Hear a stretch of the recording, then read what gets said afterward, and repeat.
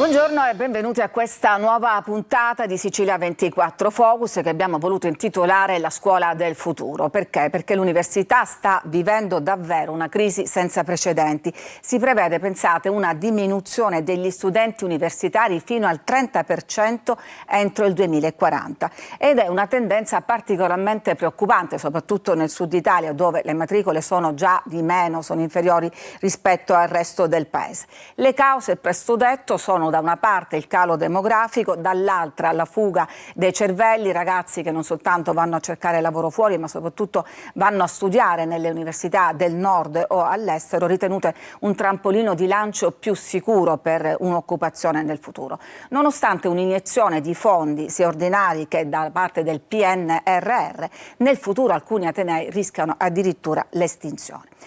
La domanda è: si può invertire questa tendenza? A Catania ci prova la Scuola Superiore di Catania, un centro di eccellenza e formazione che da oltre 30 anni seleziona i giovani più meritevoli e offre loro un percorso formativo altamente qualificato di livello universitario ma anche post-universitario. Innovazione, ricerca, multidisciplinarietà sono le loro parole chiave. Ne parliamo con Daniele Malfitana, dal 2021 presidente di questa scuola. Benvenuto. Grazie a voi per l'ospitalità e buon pomeriggio. E poi ci collegheremo con alcuni degli allievi di questa scuola. Vediamo appunto Maria Elena Arrigo, allieva della scuola superiore, benvenuta. Grazie, buon pomeriggio. E poi con Francesco Reitano, allievo anche lui al primo anno della scuola superiore. Salve, buona giornata. Allora, Daniele Malfitana è una delle 10 scuole di questo genere, la Scuola Superiore di Catania, che offre tra l'altro appunto questa sinergia con tutte le altre scuole. A chi vi rivolgete in particolare? Allora, l'obiettivo della nostra scuola superiore, come lei diceva, ha parecchi anni, è stata istituita nel 1998, pochi anni fa abbiamo festeggiato i 25 anni, ha un obiettivo molto semplice, quello di essere una scuola di eccellenza, ma non una scuola elitaria, perché il nostro bacino di riferimento è quello dei giovani brillanti che accedono, che provengono dagli dagli istituti secondari della nostra regione ma anche del territorio esterno alla Sicilia e che sono dotati soprattutto di grande curiosità. Noi nell'esame di ammissione, non guardiamo mai il voto di maturità, ma guardiamo principalmente alla vivacità, allo spirito di intraprendenza, alla capacità di voler mettere a disposizione di se stessi, oltre che della struttura che poi li ospiterà, il loro talento e soprattutto la loro curiosità. E questa è la chiave della scuola superiore. Allora, vado subito da Maria Elena Arrigo, tu sei al secondo anno di giurisprudenza. Allora, quanto dice il vostro presidente, la vostra cifra è proprio la curiosità. Tu ti senti così assetata di sapere, di conoscere quello che succede nel mondo? Mi sento profondamente curiosa e con la voglia di scoprire ogni giorno quello che succede intorno a me. E la Scuola Superiore di Catania dà questa opportunità anche perché io ho la fortuna di convivere con un sacco di studenti che studiano tante discipline diverse dalla mia, dalla matematica alla fisica, alle lettere e così via. Ecco. E quindi ho modo di scoprire quotidianamente la realtà che mi circonda da un sacco di prospettive differenti. Ecco, Maria Elena ha già fatto riferimento. Una delle caratteristiche di questa scuola è che è un vero e proprio college dove i ragazzi, sono 24 i posti messi a bando ogni anno, devono necessariamente risiedere, quindi hanno vitto e alloggio gratuito, ma hanno anche tanti altri spazi ricreativi. Sì, allora devo dire che alla curiosità si abbina la residenzialità, che è un obbligo previsto nell'ordinamento didattico statutario della scuola, perché la residenzialità in fondo fa parte di quella miscela che serve a, come diceva appunto Maria Elena, che serve a mescolare saperi e competenze diverse, e il fatto che ci siano pochissime singole ma poi ci siano soprattutto doppie, triple e quadruple sono in fondo percorsi studiati proprio per far convivere il letterato con il fisico, con l'umanista, e quindi c'è questa mescolanza di saperi che spinge i ragazzi a conoscere di più, perché poi c'è chi prepara l'esame di medicina che si fa interrogare da chi prepara l'esame di letteratura italiana e viceversa, e questo serve tantissimo perché l'effetto convivenza aumenta in maniera esponenziale l'idea di voler appunto apprendere di più. Lo chiediamo subito a Francesco. Francesco, che è primo anno di medicina, poi spieghiamo meglio come funziona questo doppio binario della scuola. Allora Francesco, di questa esperienza umana che tu hai appena vissuto, hai concluso credo appunto il primo anno, per esempio tu con chi dividi la stanza? Io personalmente condivido la stanza con un altro ragazzo di medicina, di conseguenza ci troviamo molto bene assieme, parliamo molto, ci confrontiamo sulla stessa materia, ma in ogni caso la stanza si trova in un corridoio dove abbiamo tutte le facoltà, praticamente differenti facoltà, quindi di conseguenza è sempre bello uscire, poter avere un collega che fa qualcosa che a primo impatto possa sembrare diametralmente opposta a quello che sarebbe il nostro obiettivo futuro, quando in realtà ci si rende conto solamente col contatto vero che fa parte di una grande conoscenza, un grande sapere che è la totalità. Ecco, la vostra è poi l'esperienza che noi vediamo un po' nei film americani, quella dei college in cui i ragazzi proprio raggiungono la maturità e questo fatidico distacco dalla famiglia. Ecco, per voi il distacco com'è stato, Francesco? Tu di dove sei intanto? Sicuramente io sono di Nicolossi, quindi un paesino qui in provincia di Catania ovviamente. Di essere non è stato così tanto duro perché la scuola si trova sempre in territorio catanese. Certo, tu sei insomma a un tiro di schioppo, sei sì, tu. Esatto.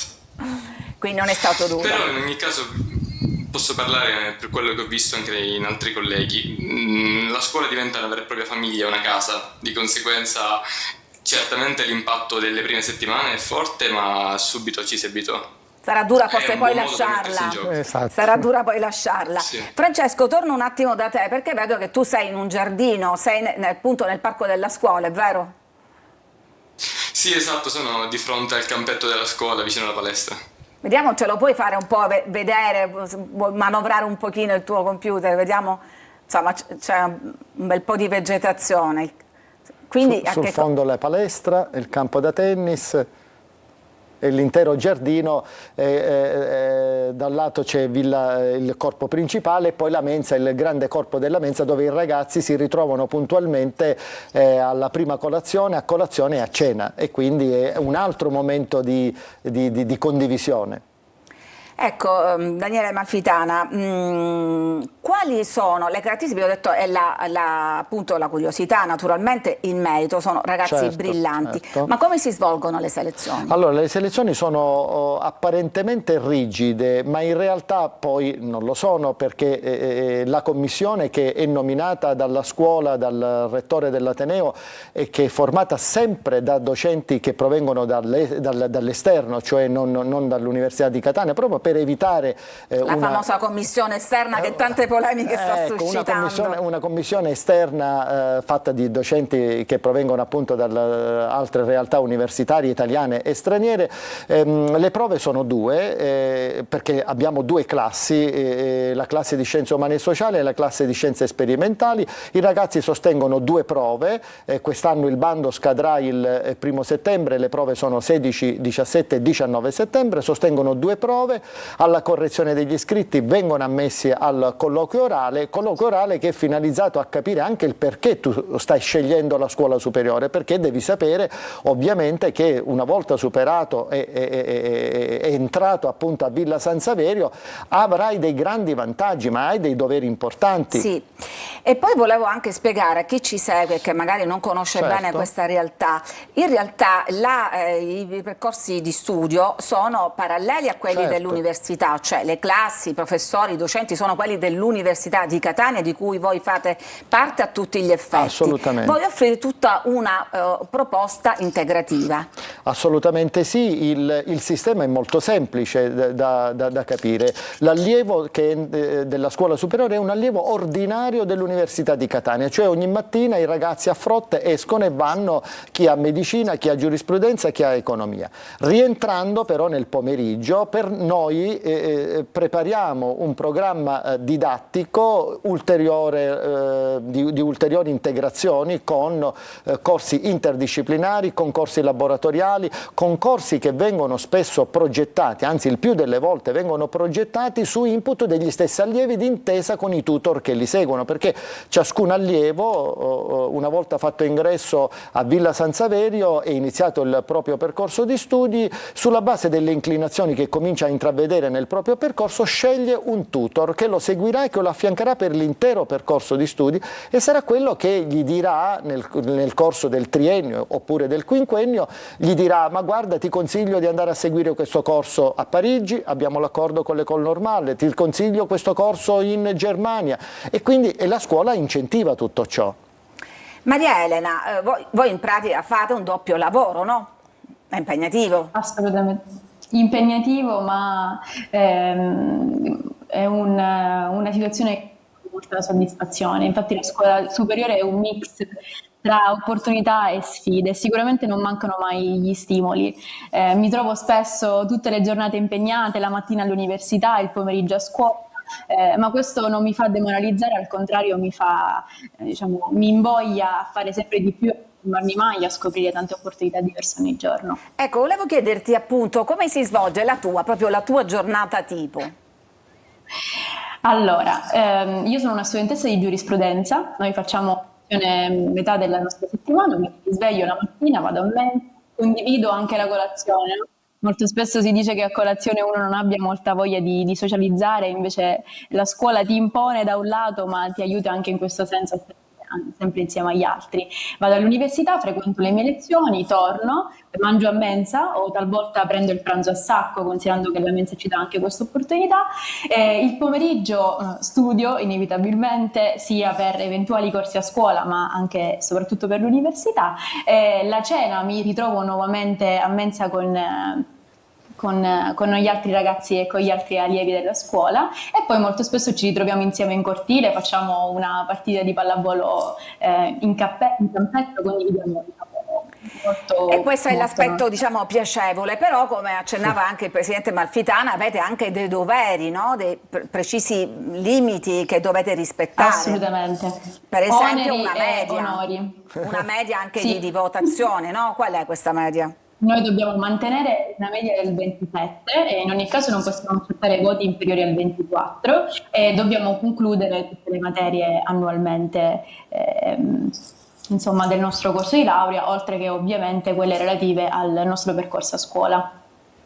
Si può fare, no? Si può fare. Si può fare, i ragazzi sono addestrati, come dire, preparati a questo. E anche motivati forse, che è quello che a volte manca. E anche soprattutto motivati. Devo dire che forse sono, almeno in quest'ultimo biennio, ma i ragazzi che sono presenti lo sanno, sono forse un po' appesantiti, ma appesantiti semplicemente dal fatto che anche l'introito di risorse finanziarie per la scuola ha facilitato la costruzione di percorsi ulteriori che ovviamente sono fatti per loro, per potenziare il loro percorso formativo, quindi le attività sono davvero tante. Ecco, questa era la domanda che le avrei posto successivamente, cioè che voi avete goduto di un finanziamento da parte di fondi del PNRR che avete utilizzato soprattutto per incentivare la mobilità di questi allievi. Assolutamente, il Ministero dell'Università e della Ricerca, utilizzando risorse PNRR, ha inteso finanziare una serie di progetti di ricerca mettendo insieme le varie scuole superiori, suddividendole in 3 grandi reti. Noi siamo in una rete, la Scuola Superiore di Catania, e in rete con la Scuola Superiore Meridionale di Napoli, con la Scuola Superiore di Lecce e con il Gran Sasso Science Institute dell'Aquila. Messi insieme, l'obiettivo qual è? È quello intanto di mettere insieme gli allievi, perché i nostri allievi vanno all'Aquila, vanno a Lecce, vanno a Napoli e viceversa, vengono allievi nella nostra sede, ma soprattutto di incentivare la mobilità. Noi siamo convinti, io ne sono il primo ad essere convinto, che la didattica oggi deve necessariamente cambiare. La didattica universitaria, non possiamo più fare la stessa didattica che è stata fatta a me negli anni miei di formazione universitaria. I ragazzi cercano un sistema formativo diverso e allora questo sistema formativo può essere fatto esclusivamente, anzi direi preponderantemente, con una mobilità che li porti all'esterno, che li porti in altre realtà, che li porti in altri istituti. Noi dialoghiamo dialoghiamo tantissimo con gli enti pubblici di ricerca, con l'INFN, col CNR, con enti territoriali, perché sono quelli in fondo poi il bacino che un giorno dovrà assorbire i nostri allievi, sperando che rimangano qui nel nostro territorio. Quindi sì, restare qui a studiare, ma sempre con questo sguardo ampio, questo orizzonte rivolto anche all'esterno. Assolutamente. Allora, noi ci fermiamo adesso perché c'è una pausa per la pubblicità, ma poi torno da voi, Maria Elena e Francesco, proprio perché in tema di mobilità vi voglio chiedere a voi dove vi piacerebbe andare o dove avete già programmato di andare. Quindi a tra poco.